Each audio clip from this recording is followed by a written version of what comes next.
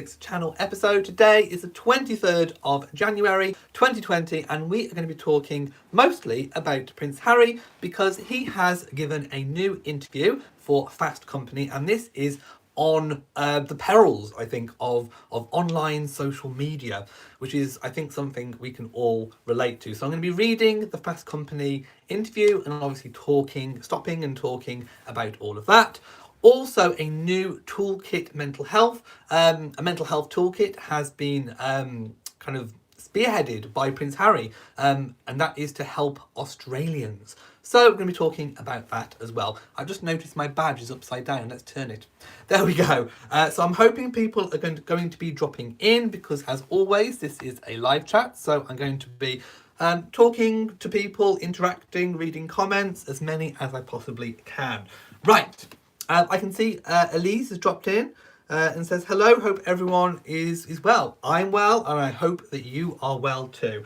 So let's go straight into it. I think we need to read the Fast Company interview. Now, I am going to link to it in the description. So if you haven't read it already and you don't know where to find it, check out the description box and I will put it in there. But for those of you watching live, I will post it in the box there, so it should be coming up for you now. Hello to people dropping in. I can see lots of people. So I haven't read it in full yet, so this will be my first time reading it in full, so you will get a proper real-time reaction from myself. I have read articles where bits of it has been quoted, but I think it's always important to read, where you can, the source information, because more often than not, if you're reading excerpts of something, they can be misconstrued, they can be taken out of context, so it's always important to read the full piece. So this was published on the 22nd, yesterday, at 12 p.m. So the headline of the Fast Company article is, "Time is running out. Prince Harry calls for social media reform after the US Capitol riot." Well, first of all, the headline. So we know that Harry and Meghan are not at the moment on social media. There was a big story by Katie Nicholl, who thought that she had some insider information.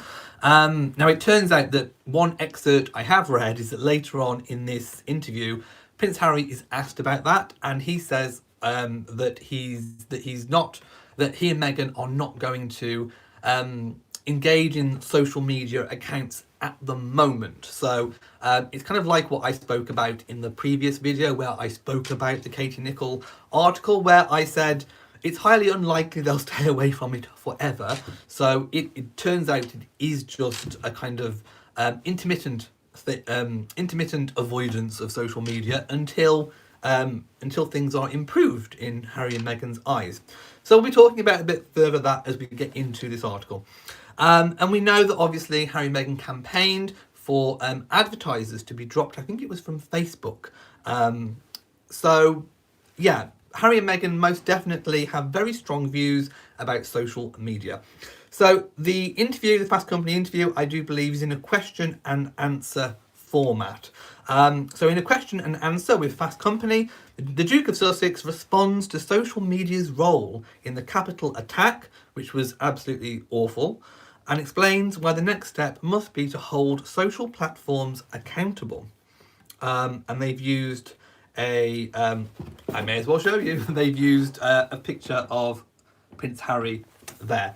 So over the past year, Prince Harry and Meghan Markle, they're still calling her Markle, yeah, I know. The Duke and Duchess of Sussex have become increasingly outspoken advocates for healthier social media. That is true. A topic that is clearly near to their hearts, given the horrendous vitriol and harassment they have faced online and in the press.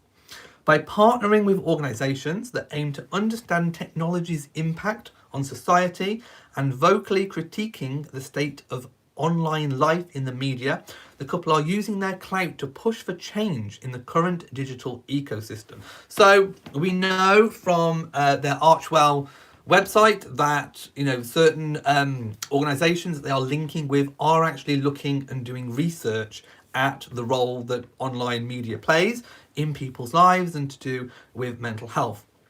So in an essay for Fast Company last August, Prince Harry called on business leaders to rethink their role in funding, this is what I was talking about, the advertising system that underlines misinformation and diverse rhetoric that's often shared on social platforms. Looking at the misinformation, the divisive rhetoric that's shared on social media platforms, for me, who kind of works, I work on a social media platform, I work on YouTube, I also obviously have other social media accounts, I speak to people all the time. The one thing that I am finding in the royal world, I can't talk about other misinformations and things in other different sectors, but certainly within the royal world, the present state that we are in at the moment, everything is kind of factions. There's kind of two sides. And it's almost like you have to be one side or the other. And both sides are kind of fighting against each other, almost trying to kind of outdo each other.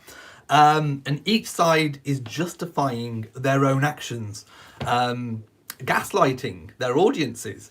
I've been speaking about this for a very, very long time. And it's very difficult for someone who's in the middle of it all, who doesn't want to be factionized. I don't want to be one side or the other.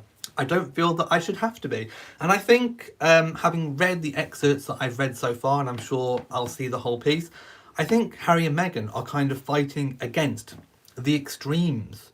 And there are extremes on both sides within the royal world. So we'll probably speak about that a bit more as we go on. So, this remodelling must include industry leaders from all areas, drawing a line in the sand against unacceptable online practices, as well as being active participants in the process of establishing new standards for our online world, he wrote. Now, social media is facing an inflection point just weeks after a violent mob stormed the Capitol in an attack that was conceived, plotted, and stoked primarily online. It was awful. I mean, in the UK, obviously around the world, that attack on the Capitol building made the news, it made the headlines, and it was terrible to watch, such a political building that represents so much about democracy. And, whether or not, you live in the UK or you live in the USA, any country that has a true democracy, when, symbols of that democracy are attacked, it is absolutely appalling and atrocious. People should be ashamed, basically, and also very much held to account. But what Harry and Meghan, what Harry is saying in this, although I'm sure Meghan shares the exact same sentiments, is that a lot of it was kind of stoked by social media, and looking at the role that social media can have in basically not just attacking people's mental health, or mental well-being, but physically as well. Where was I? I was here. Facebook, Twitter, and YouTube responded by suspending Donald Trump's accounts. We all saw that. While Amazon and Apple cut ties with Parler, a social network that was used by the rioters. I don't know what Parler is. I haven't even heard of it. So I have no idea what kind of an account Parler is. No idea. But experts and regulators believe that more must be done to reform social media.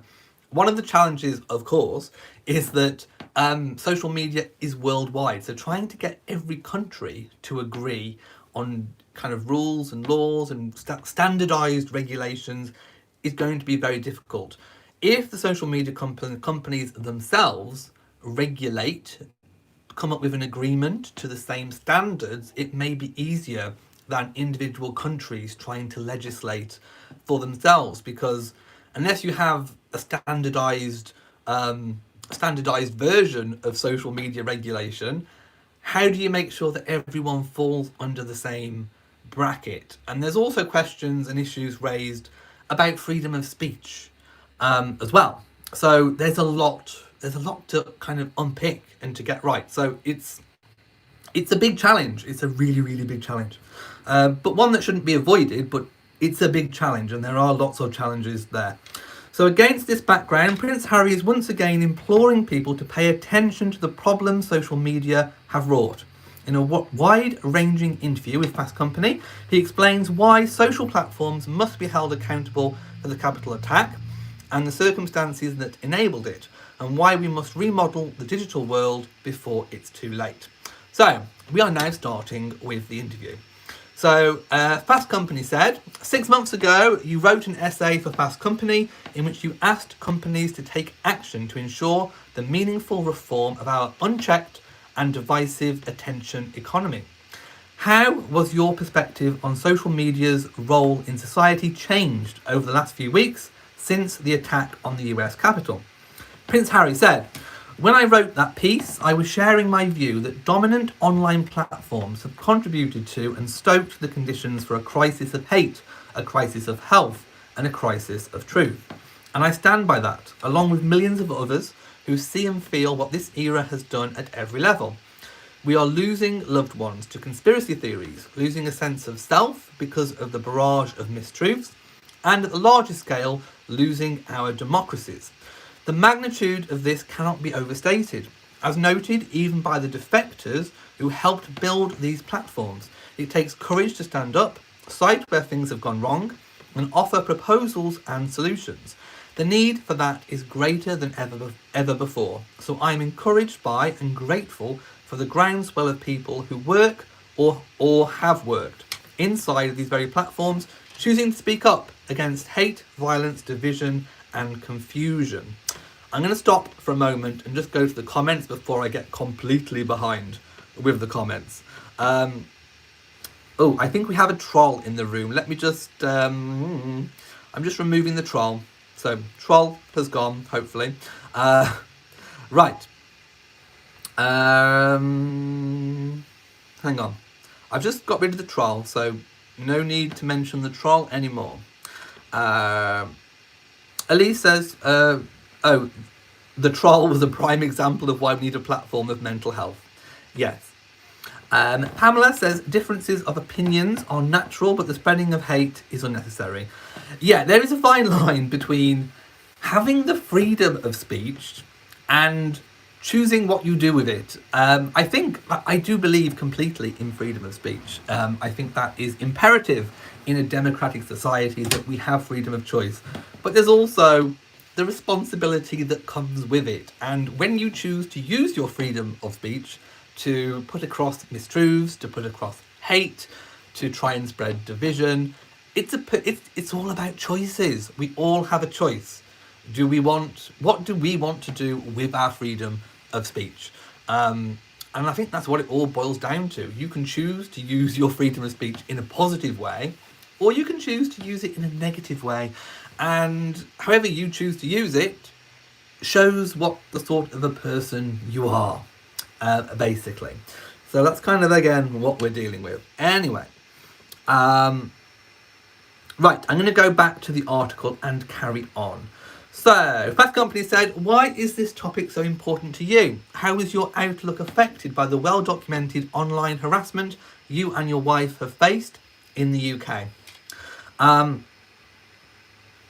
Right, well, I mean, I would also add that they've also faced online harassment and hate from around the world, because let's not forget the social media platforms. If we're talking about social media platforms, anyone can do it. You can be spreading online hate from the far-flung corners of the world. So yeah, I would go further and say worldwide, not just the UK, worldwide. Prince Harry says, I was really surprised to witness how my story had been told one way, my wife's story had been told one way, and then our union sparked something that made the telling of that story very different. That false narrative became the mothership for all of the harassment you're referring to. It wouldn't have even begun had our story just been told truthfully. But the important thing about what we experienced is that it led us to hearing from so many others around the world. We thought a lot about those in much more vulnerable positions than us, and how much of a need there is for real empathy and support. To their own degree, everyone has been deeply affected by the current consequences of the digital space. It could be as individual as seeing a loved one go down the path of radicalisation, or as a collective seeing the science behind the climate crisis denied. We are all vulnerable to it, which is why I don't see it as a tech issue or a political issue. it's a humanitarian issue. From an early age, the guiding principle in my life has been about the duty to truth, the pursuit of compassion, and the alleviation of suffering. My life has always been about trying to do my part to help those who need it most. And right now, we need this change because it touches nearly every single thing we do or are exposed to. Right, I'm going to kind of go up. That's quite a big passage. So let me just kind of go up a bit. So it's talking about how his story has been told one way, my wife's story has been told another, and then when, with our union, sparked something that made the telling of that story very different. I think what he's saying, is he talking about way back kind of in the early days when the press were very much going after the kind of rags to riches of Meghan, which was kind of untrue anyway, because she obviously by that point made her own success and made her own money and all the rest of it. But they were going for the kind of, Made in Compton, wasn't it? That kind of Made in Compton story. So they were trying to paint a narrative that, that here comes this kind of shining prince, wealthy, rich, privileged, kind of plucking Meghan from obscurity, giving her the wealth and whatever. So is that what he's meaning by telling the story one way? And then obviously when their union came, is that what he's saying? Let me know in the comments. But anyway,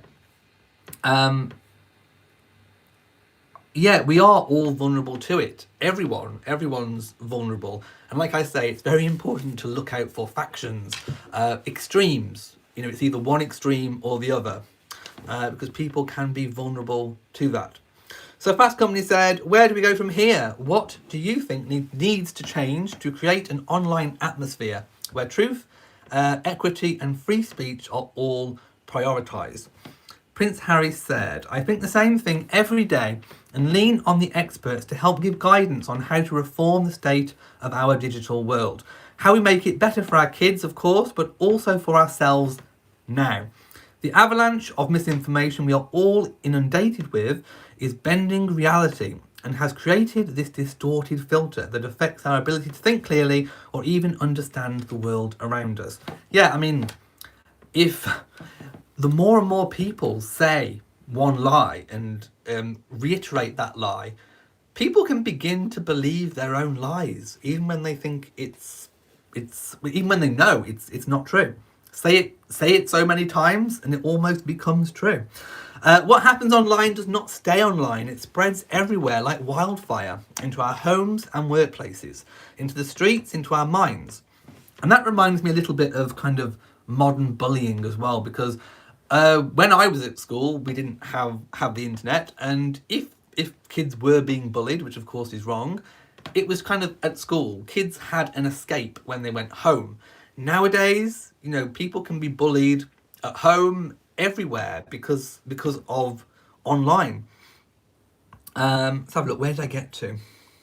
The question really becomes about what to do when news and information sharing is no longer a decent, truthful exchange, but rather an exchange of weaponry.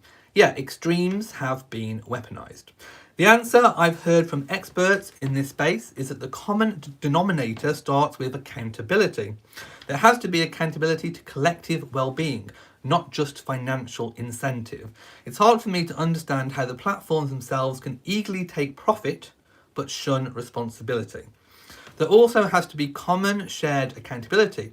We can call for digital reform and debate how that happens and what it looks like, but it's also on each of us to take a more critical eye to our own relationship with technology and media.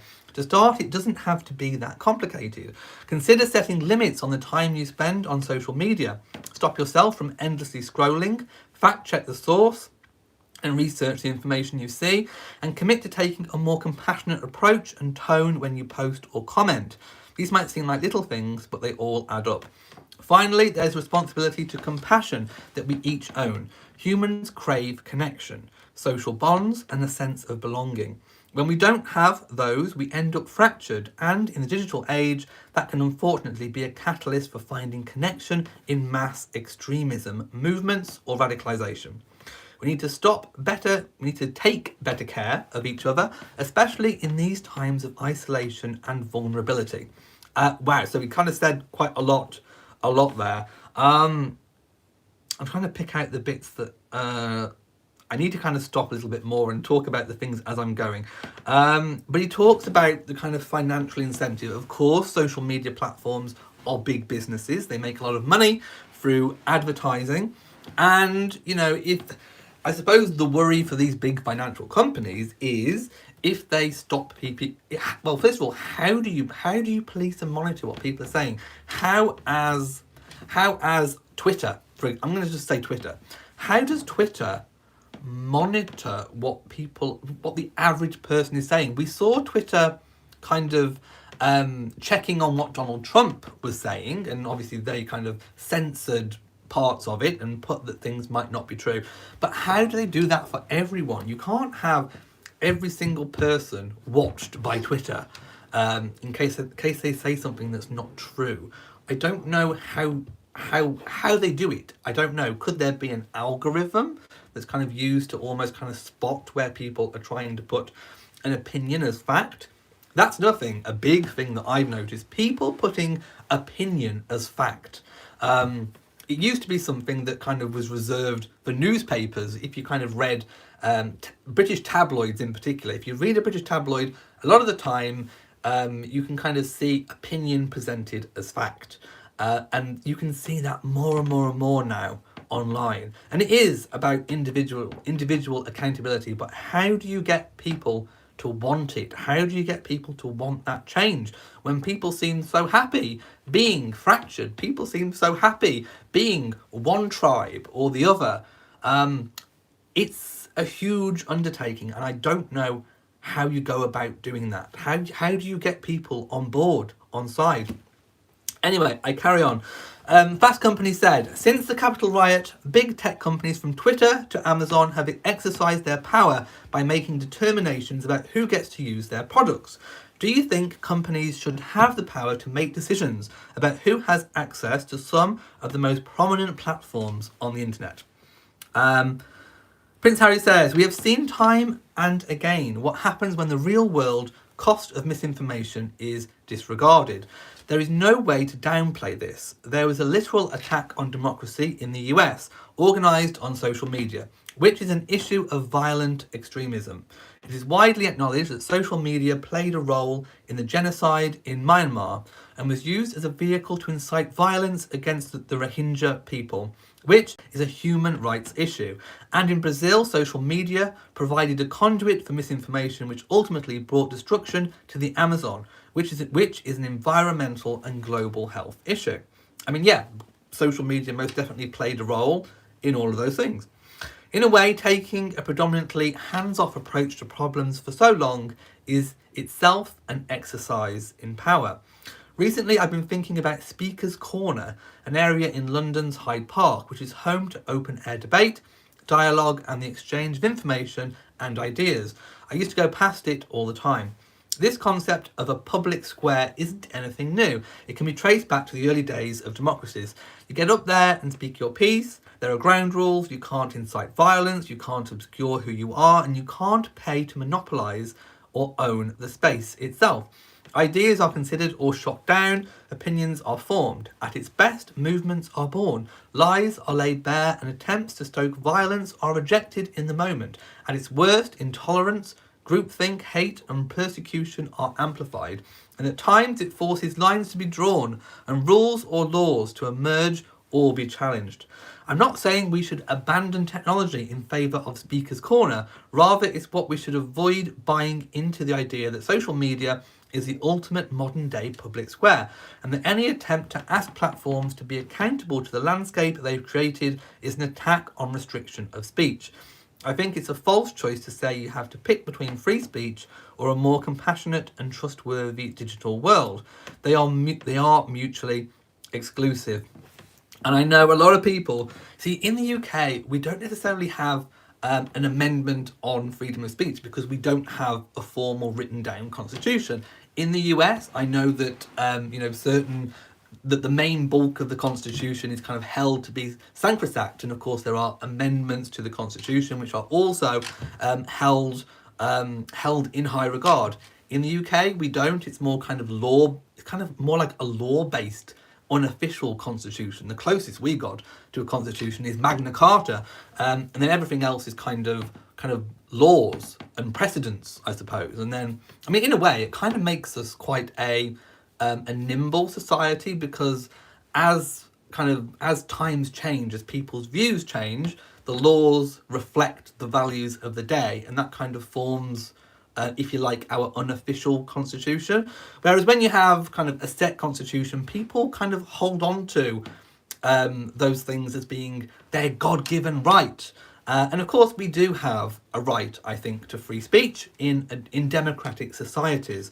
And a lot of people are going to be saying, well, yeah, but even if I want to say something mean and nasty, I should be able to say it.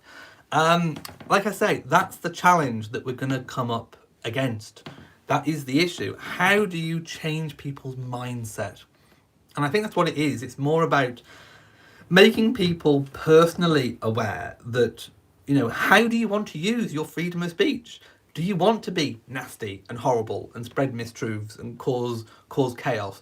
Or do you want to use your free speech for the power of good? I don't know how, I repeat, I don't know how you get people to do that. So with these companies, in this model, we have a very small number of incredibly powerful and consolidated gatekeepers who have deployed hidden algorithms to pick the content billions see every day and curate the information or misinformation everyone consumes. Right, I'm going to stop there because he does say more. But certainly working on YouTube, yes, these big companies are the gatekeepers. There are only kind of limited platforms that people go to. I suppose the main video content sharing site is YouTube, Social Connection, Facebook, Twitter, Instagram for photos. And they do use algorithms to pick and choose and sort what gets pushed to who.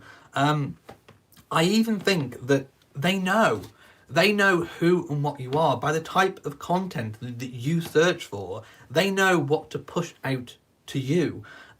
They know what you look like, almost what you're interested in, and they do use that.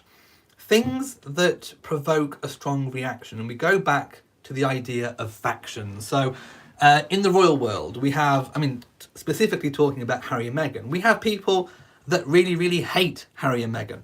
We have people that really, really love Harry and Meghan. We have these kind of two factions. And because both of them, in their own way, provoke strong responses, strong reactions, strong engagement on either side. People are liking the videos, people are commenting, people are watching, spending a lot of time watching what they're interested in. And the algorithms pick this up and think, well, people are engaging in these videos, we're going to push these even more. So you see the two extremes getting pushed.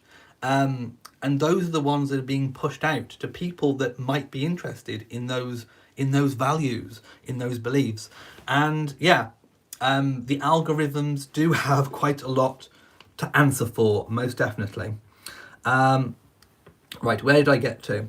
Ultimately, it has allowed for completely different versions of reality, these two factions, with opposing sets of truth to exist simultaneously.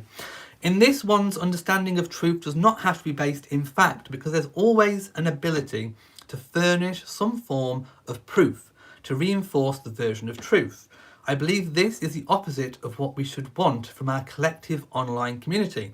The current model sorts and separates, rather than bringing us together. It drowns out, even eliminates healthy dialogue and reasonable debate. It strips away the mutual respect we should have for each other as citizens of the same world. And one thing I would say is take a look at the social media accounts that you look at. We can all do it. I can do it as well. Look at what you look at and then try and be as objective as possible. Use Prince Harry's words from Fast Company. Take a look at the accounts you follow and ask, are they trying to gaslight you? Are they telling you the truth? Are even when they're saying they're fact-checking things, is it true? Have you actually double-checked the facts?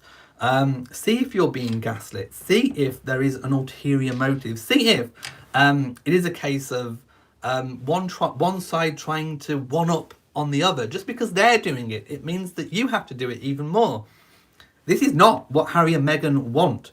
Harry and Meghan don't want people to kind of be in one tribe or the other. They want you to listen to each other's ideas, beliefs, values.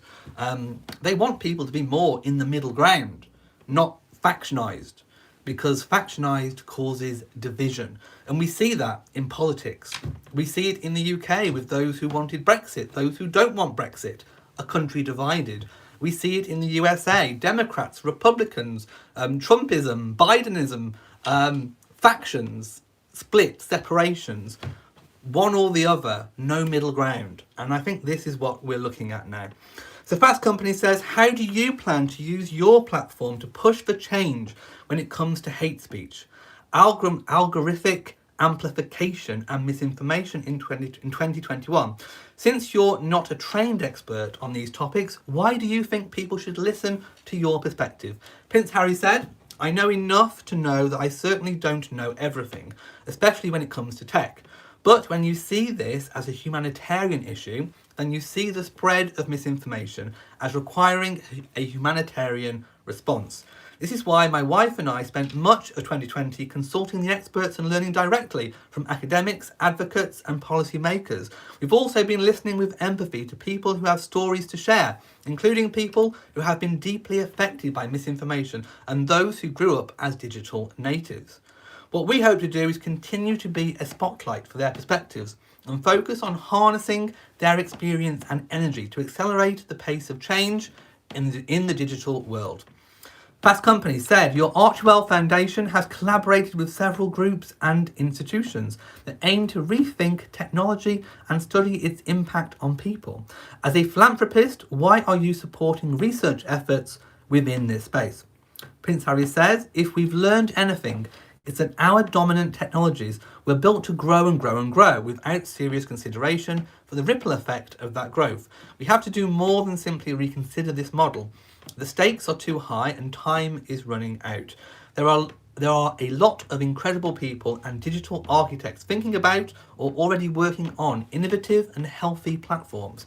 We need to support them, not only because it's the right thing to do, but also because it can make commercial sense. And we have to look at the state of competition and ensure that the landscape doesn't indiscriminately squeeze out or incentivize against fresh ideas. I believe we can begin to make our digital world healthier, more compassionate, more inclusive and trustworthy. And it's time to move forward, rethinking to remodeling. Right, I'm going to go to the comment section because I'm quite aware I haven't read comments for a while and I don't want to get too far behind. So I'm going to kind of go, let's have a look. Marilyn, I'm just going to pick a random comment. Marilyn says, at the beginning of this conversation, some of us tracked some trolling messages. Oh, I just got rid of the troll, but yeah. That was an example of ordinary people taking responsibility. And Lauren says, I do worry how they are going to do their work without social media. I personally think they will struggle in today's age. I spoke about that on my last chat, kind of about this kind of subject. And I did say that it seemed a little bit unusual for someone who may have work to put out there not to use their own social media channels. Of course, they have their Archewell website. But kind of with social media, talking about the algorithms and pushing it out to people who might be interested, that is one thing that can benefit a company or a business if you have something to sell or to promote, even in terms of charity work. If you just have kind of a website to kind of publicize things, you have to rely on people being interested enough in you to go and search for what you are doing, what you're putting out there. Whereas if, for example, you're on social media and, you know, the algorithm could push it out to people that might be interested without them having to specifically come and look at what you're doing. So it makes business sense to have social media. But I think what Harry and Meghan are saying is that they aren't not ever going to use social media, but just not for now, whilst it doesn't kind of align with their views, I suppose. Carolyn says, would you call Spotify social media? No. I wouldn't call Spotify social media. I would call social media Facebook, Twitter. I wouldn't necessarily say YouTube is social media. Is it? I don't know. I mean, people can comment. Is it kind of anything where people can leave a comment? I don't know. It is a tricky one. Tricky one to categorise. Stephanie says, if we're honest, the majority of the negativity has come from the UK, so that's why the interview stated the UK. I think the hate has come worldwide. I think a lot of the bad press has come from the British tabloids, but not necessarily from the people. And I think there is a very big difference to be made between saying that the people think exactly the same as the media, because that's kind of not true. And that would be misinformation to say that. Matilda says, so the only actual official written documentation of independence was written in 1215. Well, we've never had a documentation of independence in the UK. But yes, Magna Carta, 1215, I think you're right with the date. That is the only kind of... That was when we first had kind of the first limitation of power of a monarch from absolute power. And it kind of introduced a kind of parliamentary system, although we still had kind of absolute rule from a monarch, but it did limit the powers slightly. And Magna Carta kind of set out some standards, but it cannot be considered to be a constitution.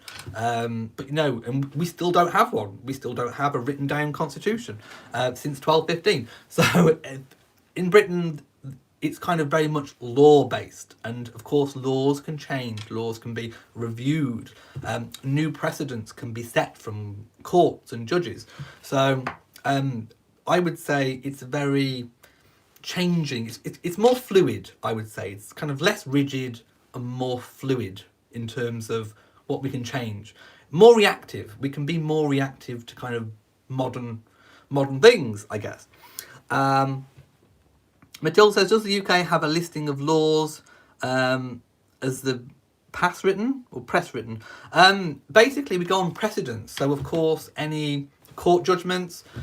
So we kind of compare cases to similar cases, and then obviously a judge makes a decision on, what the ruling should be on an individual basis. It's kind of complicated, but yeah. Let's have a look. I'm skipping through comments because I know a lot were kind of said. Mark says, Harry and Meghan at this point really don't need a social media presence. Look at this article. It's getting noticed and talked about, but only by people that are interested. That's my point. You have to have known that it was written because you're interested in it. Do you get what I mean? And of course, the tabloids, the newspapers did pick up on the interview, so it's kind of gained traction from there. But you kind of almost have to be interested enough to go and read the actual thing. Most people will have kind of read the kind of rehashed excerpts version, or a biased kind of reimagining of the actual article. You have to kind of be engaged enough to want to go and find the actual source to actually read the source, if you get what I mean. Right, I'm going to kind of carry on with the article because I want to get it finished. Right. Given your concerns about diversiveness, misinformation and hate speech online, how have your views using social media yourself changed over the last few years? How do you approach it now? And are you planning to make any changes? Prince Harry says, it's funny why you should ask, because ironically we woke up one morning a couple of weeks ago to hear that a Rupert Murdoch newspaper, quite interesting that he's specifically obviously saying a Rupert Murdoch newspaper, obviously a British tabloid, said we were evidently quitting social media. That was news to us, bearing in mind we have no social media to quit, which of course they don't at the moment, nor have we for the past 10 months, because of course their Sussex Royal Instagram account, which was the only one they had kind of like on their own, they haven't posted on for the past 10 months. He says, the truth is, despite its well-documented ills, social media can offer a means of connecting and community, which are vital to us as human beings.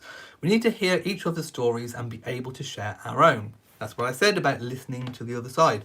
That's part of the beauty of life. And don't get me wrong, I'm not suggesting that a reform of the digital space will create a world that's all rainbows and sunshine, because that's not realistic, and that too isn't life. There can be disagreement. Are we listening, people? There can be disagreement, conversation, opposing points of view, as there should be, but never to the extent that violence is created. I completely agree. Truth is mystified and lives are jeopardized. We will revisit social media when it feels right for us. So there we go. He said we will revisit it. We'll think again when it feels right for us. So when they think it's reformed enough, I guess. Perhaps when we see more meaningful commitments to change or reform. But right now we've thrown much of our energy into learning about this space and how we can help. Fast Company says, are you optimistic or pessimistic about our ability to build a healthier online ecosystem?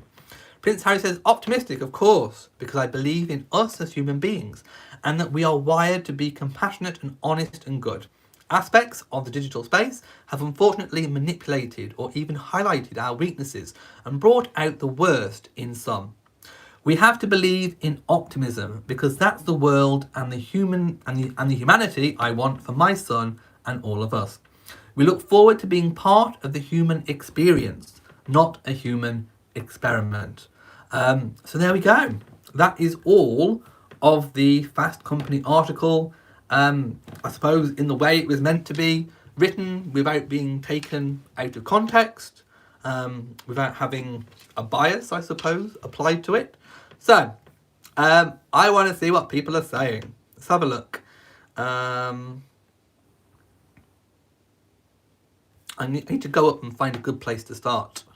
Marilyn says, this is very interesting to hear what Harry and Meghan have been researching in the great big university of life. Sons L says, I think they should have social media, but just cut the comment section off. And Pamela says they are using the academic institutions of Stanford University and UCLA classrooms, yes, to research making a difference in the world. And Lauren says, I really think they need social media or at least a website. Well, they have a website. They have the Archwell website.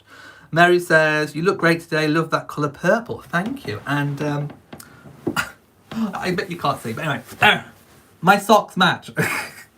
I'm wearing my Ugg boot in the house. Yeah, I know. I'm that sort of person. I'm wearing an Ugg boot in the house. These are ones I just keep for kind of in the house. And I can't get it back on again now.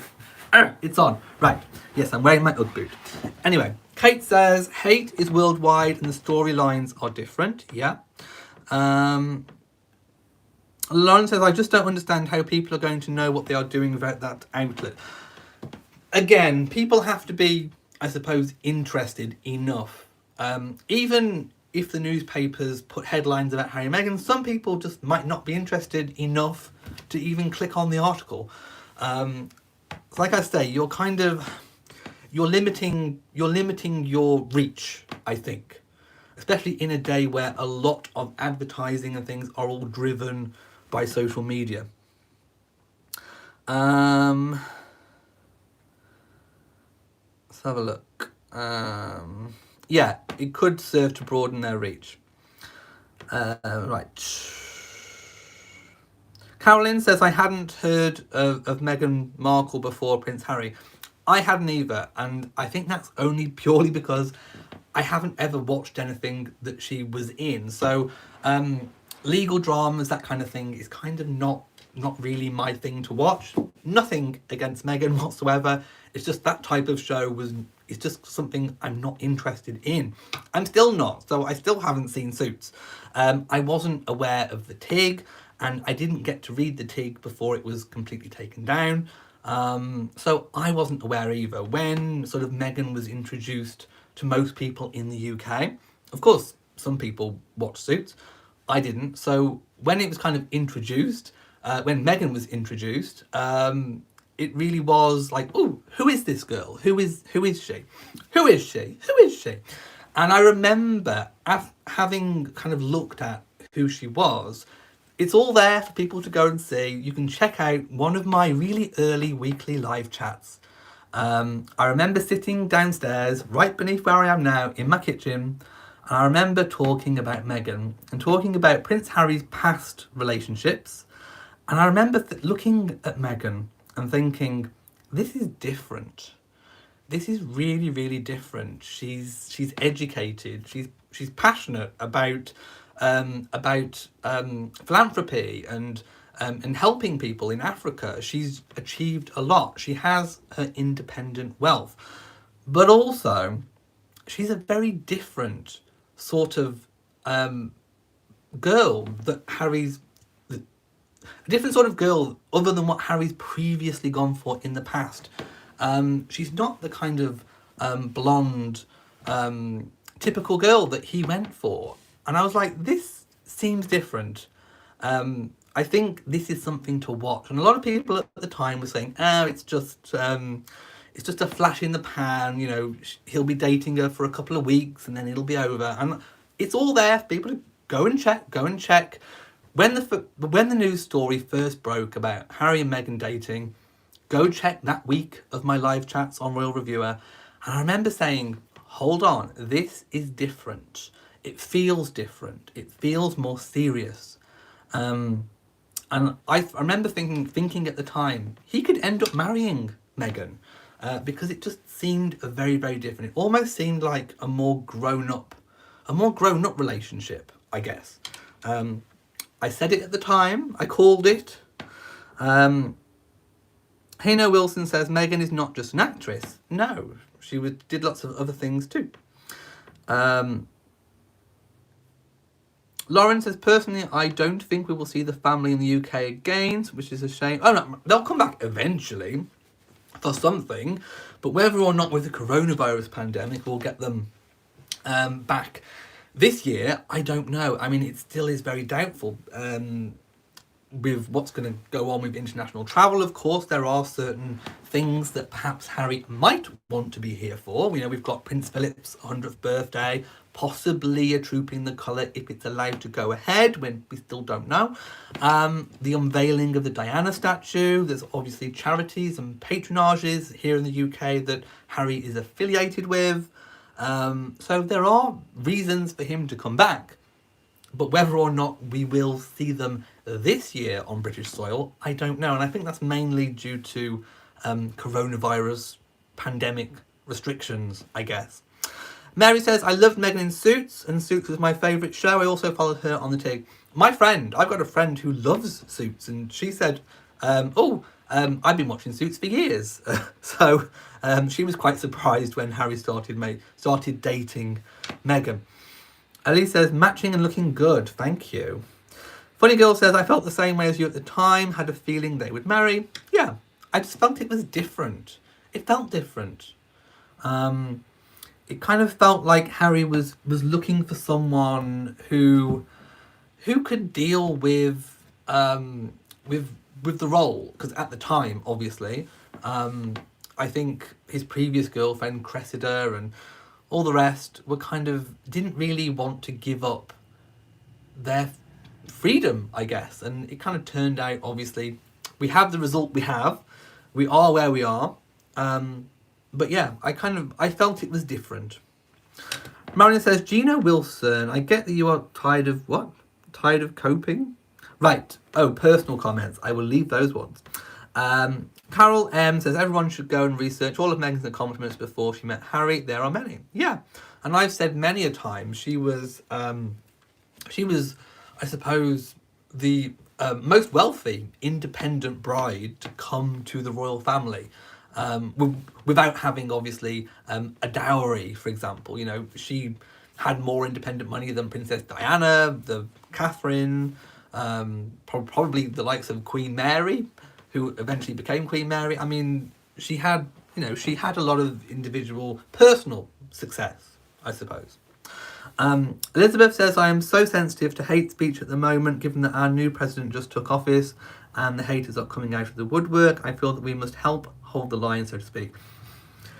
I think it's all about bringing people together. And like I say, in the UK, we've had the same issue over kind of bringing those that wanted Brexit, those that didn't, those that wanted to remain.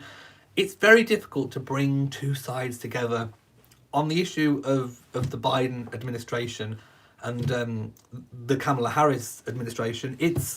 They've got a job ahead. I don't envy them, because it really is a fracture. Where do you begin? How do you begin to bring people together? It's a very hard job, and it's a task that is not enviable. I don't envy them. I'm sure they will tackle it with aplomb, but it's very difficult to get right. It's very difficult to bring people who may feel very disaffected on both sides together. It's a very tough job. I don't envy them. I wish them all the best. And again, democracy is democracy. In 4 years' time, there will be another election, and people will get to judge and decide and choose all again. That is the beauty of democracy. Mark says, I think the article and interview with Fast Company was finally a chance to hear Harry's thoughts and opinions clearly. It's apparent he has a voice and is ready to use it, looking like a leader. And Lauren says, I think Harry will have problems with airing his views if he is still a member of the royal family, as in their family. So anything he says, people are going to assume the working royals believe too. It's always going to be a contentious thing. Having an HRH, a British HRH, means something in Britain. It may not mean anything to people overseas, but it means something to people in Britain. And someone who has an HRH can be seen as representing the country, even if they're not using it in a formal capacity. So, I've always said, and I still stick by it, it's always a matter of diplomacy. And I always think that at any review point that may happen, or just an ongoing thing, if something becomes diplomatically sticky, like a diplomatically sticky situation, if someone is saying something or doing things that could compromise diplomacy in the UK, it may not even almost be in the Queen's hands. Something could be done by the government themselves with regards to putting a bit of distance between the official British establishment and someone who's out there on their own, living their own lives. At some point, it could come. It depends upon Harry and Meghan. It depends how politically outspoken they want to be, what sort of things they want to go into. And of course, they have the right to do whatever they want to do. But it means something in Britain to have those affiliations, to have those links, to have still those ties, those official ties. Could be problematic in the future. It depends entirely on how they choose to use it, what they choose to do, and we'll see over time what those things are.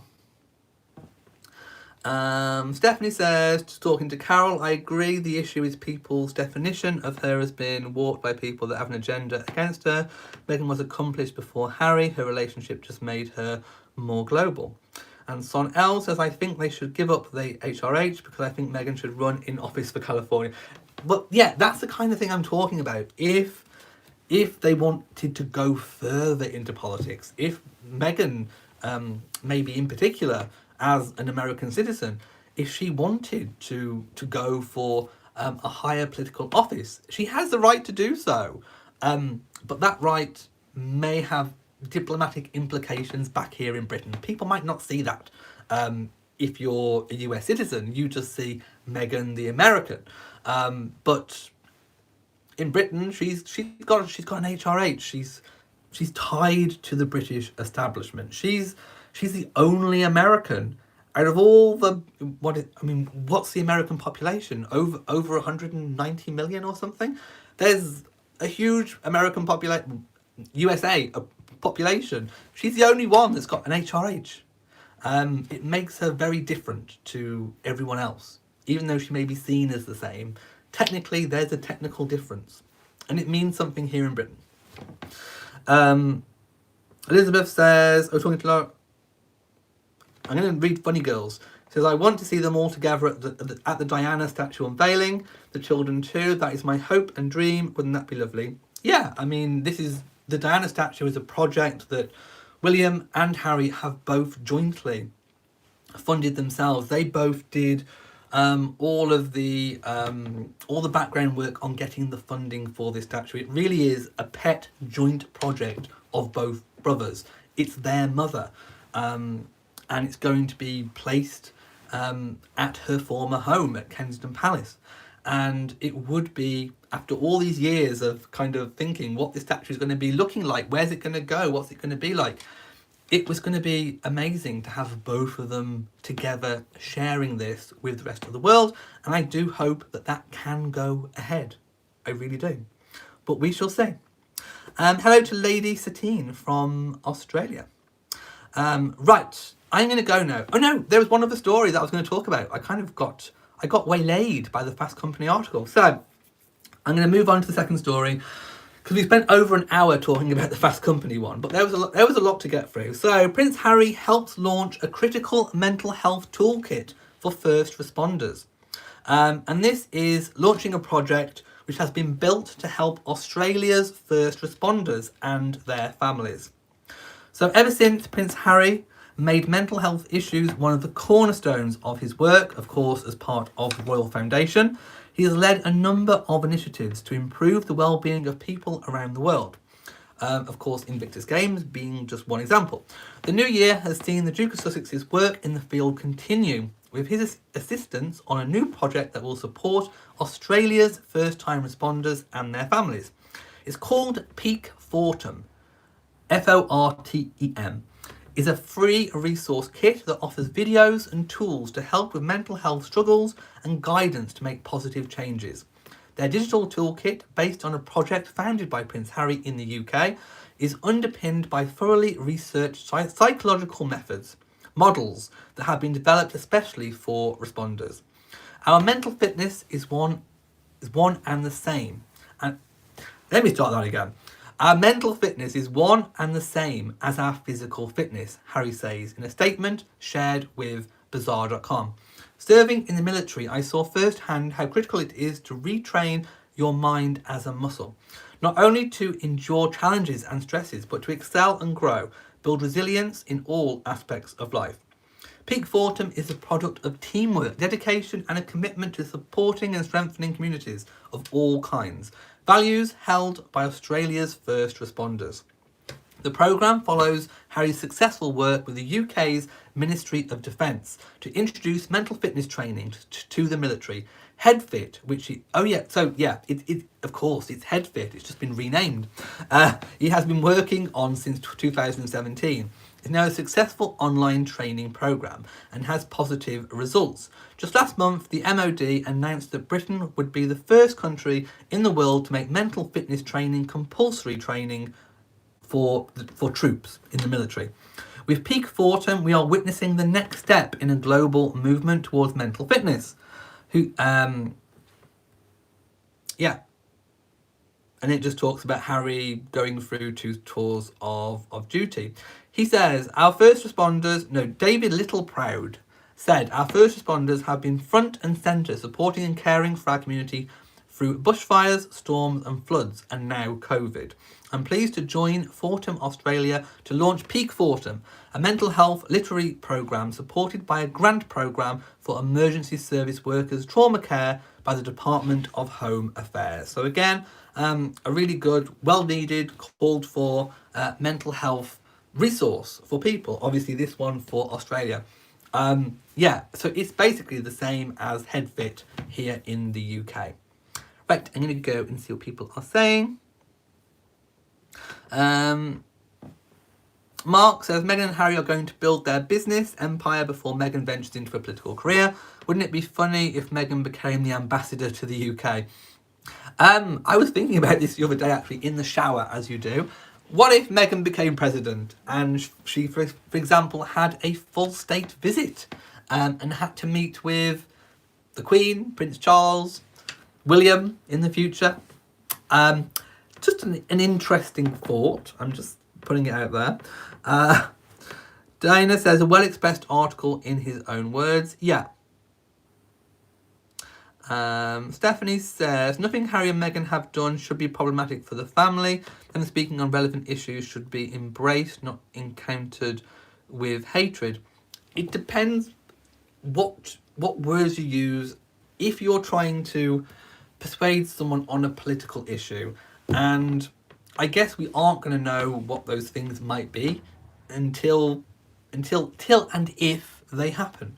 So this is going to, we talk about this kind of 1 year review.